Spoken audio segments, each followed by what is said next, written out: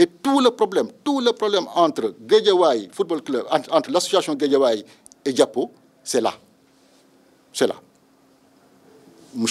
Faye paye son argent, mais ne peut pas parler au nom de l'association. Quand il y a une assemblée générale, M. Faye veut entrer à l'assemblée générale, on dit non, non, non, c'est l'association qui est conviée. Évidemment, conformément au texte.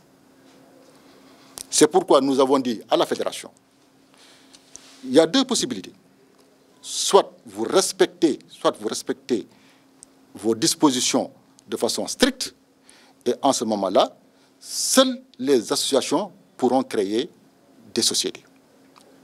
Ou alors, vous admettez qu'un tiers puisse venir mettre son argent et entrer dans le football, et en ce moment-là, il faudra modifier vos textes, notamment 19 et 20, de sorte que celui qui met son argent puisse parler au nom de l'entité, et non le contraire.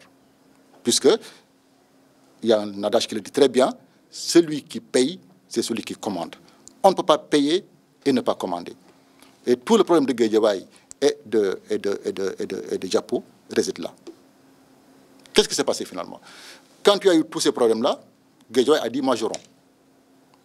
Je romps. Bien, nous avons dit simplement, une relation, c'est une relation. C'est une entente entre deux personnes libres. C'est une relation entre deux entités libres. On ne peut pas contraindre quelqu'un de rester dans une relation, quelle qu'elle soit. On ne peut pas contraindre quelqu'un de rester dans un mariage. On ne peut pas contraindre quelqu'un de rester dans des fiançailles. On ne peut pas contraindre quelqu'un de rester dans des relations amicales. Celui qui veut partir, il part. Par contre, la loi règle la façon de partir. Si celui qui part dans des conditions normales, il n'y a pas de problème. Si celui qui part dans des conditions qui ne sont pas normales, en ce moment-là, qu'est-ce qu'il faut faire? On ne peut pas le contraindre à rester, mais on va quand même lui demander de réparer le préjudice qu'il a créé en partant. Donc, nous avons constaté que Guédiawaye est parti, l'association.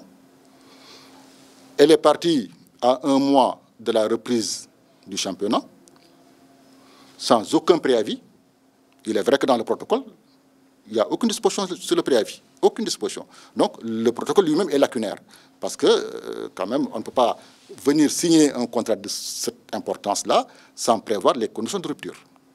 Alors, quand on regarde le protocole, il n'y a absolument aucune disposition sur les conditions de départ. Rien sur le préavis. Rien. Donc, on peut penser que chacun est libre de partir. Mais nous avons dit non. Nous sommes dans un domaine particulier qui est le football. On sait très bien qu'une fois la saison terminée, on prépare déjà la prochaine saison. Et que si Guédiawaye, l'association devait partir quand même, elle aurait dû partir à la fin de la saison, mais non pas au moment où tout le monde se préparait à reprendre la prochaine saison. Alors que, certainement, Diapo a dû quand même dépenser de l'argent pour la préparation hivernale, ça on le sait, pour reprendre le championnat, ça on le sait, que quand même... Aucune équipe n'attend 15 jours avant la reprise du championnat pour se remettre aux entraînements. Il y a quand même un temps de préparation. Et ce temps de préparation, ça coûte de l'argent. Diapo était consciente avait claire conscience qu'elle allait recommencer le championnat au moment où l'association lui dit non, non, non, maintenant on arrête. On a dit à Guédiawaye, à l'association, c'est pas comme ça qu'on arrête des relations dans le sport. Quand on arrête des relations, il faut jouer franc jeu. Même si aucune disposition du contrat ne vous fait obligation de servir un préavis, les particularités du football et les contraintes du football font que vous aurez dû le dire à temps, et non pas à l'orée de la saison qui s'ouvrait là. Et donc on a dit à Guédiawaye Football Club, non, non, non, vous avez rompu de façon brutale, donc vous avez rompu de façon abusive, même si on vous reconnaît le droit de rompre. Encore une fois, on ne peut pas obliger quelqu'un à rester dans une relation. La situation est rompue. La Chambre ne peut pas l'obliger à rester dans cette relation compte tenu de la liberté de Guédiawaye, mais aussi de la liberté de Diapo. On a dit il ne reste que la réparation. Il ne reste que la réparation pour rupture abusive. Mais pour la réparation, il y a eu un problème. Parce que Diapo a toujours dit, depuis le départ, nous ne demandons rien. Nous demandons simplement, nous défendons simplement une position de principe. Ils l'ont dit la première fois, ils l'ont dit la deuxième fois. Et ils l'ont dit la troisième fois. La troisième fois, d'ailleurs, c'était à la fin de l'audience. Je suis quand même magistrat professionnel. Je savais que Diapo allait contre le mur. Et je voulais comprendre pourquoi Diapo ne faisait qu'une demande, une seule demande, récupérer l'association. Une seule demande. Et moi, je savais que la loi nous interdit d'obliger quelqu'un à rester dans une relation. Et que la seule façon d'avoir une solution juste pour Diapo, c'était de réparer son dommage avec ses investissements. Qu'on aurait apprécié avec l'aide d'un expert si Diapo avait fait une demande. Nous savons que Diapo a payé, nous savons que aussi Diapo a gagné quelque part avec l'image.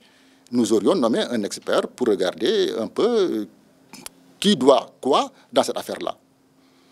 Diapo ne nous a pas donné cette chance, puisque Diapo a dit depuis le départ, moi, je ne demande rien, je défends une position de principe, je ne demande rien. D'ailleurs, quand on lit les conclusions de l'avocat de Guédiawaye Football Club, ils nous ont dit, Diapo ne peut plus rien demander, parce que Diapo a dit devant ici tout le monde qu'elle ne demande rien. À ce niveau de mon intervention, comme ce point a été récusé par Diapo qui a dit qu'ils n'ont jamais renoncé à quoi que ce soit, je voudrais que chacun des membres de cette chambre qui était présent ici puisse confirmer si ou non Diapo avait renoncé. Monsieur le vice-président. Le président, vous avez raison. Je pense que nous avons été présents ici et je crois que Diapo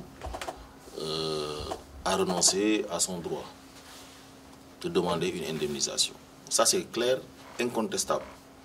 Et donc, on est tous surpris d'entendre à travers la presse entendre dire par M. Djamil Faye, le président de Diapo, et ça, qu'il n'a jamais renoncé à son droit. Je pense que c'est tout le contraire. Et je pense que vous verrez dans la décision, dans toutes ses composantes, que Diapo a renoncé à son droit. Le président l'a rappelé. Et ça ne peut-être pas tomber dans l'oreille d'un sourd. L'avocat de Guédiawaye l'a souligné dans son mémoire en défense. Donner acte à Diapo de sa renonciation à ses droits. Je pense que c'est ça. Et il ne faudrait pas qu'on épilogue longtemps par rapport à cette question. Devant l'avocat, devant toutes les parties et devant son conseil, à lui. Et donc, il a renoncé à ses droits. Donc, on ne peut pas revenir sur ça. Conforter ce que vous venez de dire, du fait que dans le mémoire de l'association Guédiawaye Football Club, il a été écrit en bas, bien précisé à Diapo qu'ils n'ont demandé aucune indemnisation. Et ça, je pense que si on regarde le mémoire de GFC, et ce qui m'interpelle le plus, c'est que, après l'avoir demandé à Djamil, vous l'avez demandé aussi à son avocat, qui lui-même a dit non, on ne demande pas d'argent. Donc je pense que nous sommes des gens vraiment éthiques, nous ne sommes pour personne. Et je crois que vraiment, il y a certaines choses, quand on prend la responsabilité de dire, il faut l'accepter. Merci beaucoup. Les joueurs. En fait, je confirme la déclaration du président, parce que moi, pour la troisième réunion où j'ai été présent, absent lors des deux premières réunions, je pense que la question a été posée à M. Djamil Faye et à Diapo, et c'est Djamil en personne qui a dit que pour cette question, c'est moi qui réponds.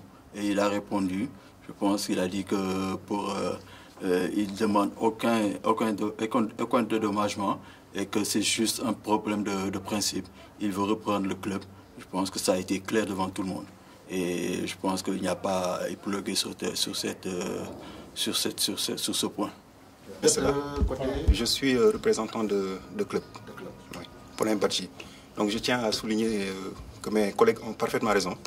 Et je me souviens très bien, quand on lui a posé la question, quand on a posé à Diapo la question de savoir qu'est-ce que vous demandez en retour. Il me semble qu'ils ont été clairs. Ils ont dit que ce n'est pas une question d'argent. C'est juste qu'ils veulent que le protocole soit respecté. Ils veulent juste comment dirais-je, que la Cour ramène les deux parties au respect du protocole. C'est ça, donc je confirme. Joueur. Côté joueur. Ouais. Et voilà, bon, moi je viens juste de confirmer ce que viennent de dire mes compatriotes avec le président. Djamil a dit ici clairement qu'il ne veut rien du côté du dédommagement. Tout ce qu'il veut, c'est récupérer les rênes de l'équipe. Et il a répété à 2 reprises, parce que moi j'étais là pendant les 2 réunions, il a répété à 2 reprises, le président a même insisté sur ça. Donc il a été catégorique avec nous. Bon, on a souligné ça, on a pris des décisions sur ça. C'est souligné, c'est clair, Djamil ne veut rien pour le dédommagement. Tout ce qu'il voulait, c'était les rênes de l'équipe. C'est tout. Si j'ai voulu laisser la liberté à chacun des membres ici de cette formation de relater à l'intention de l'opinion publique sénégalaise ce qui s'est réellement passé dans cette salle-là, porte close. Il n'y avait dans la salle que nous, membres de la Chambre, les partis, chaque parti avec son avocat. Chaque parti avec son avocat. Nous avons veillé à chaque fois à ce que toutes les 2 parties se présentent. Nous avons dû décaler 2 heures de réunion pour permettre à Djamil de quitter là où il était, je ne sais plus, en Arabie Saoudite, pour nous rejoindre. Nous avons changé un jour d'audience, un vendredi après-midi pour un samedi matin, pour lui permettre d'être là, à sa demande, pour respecter ce principe du contradictoire.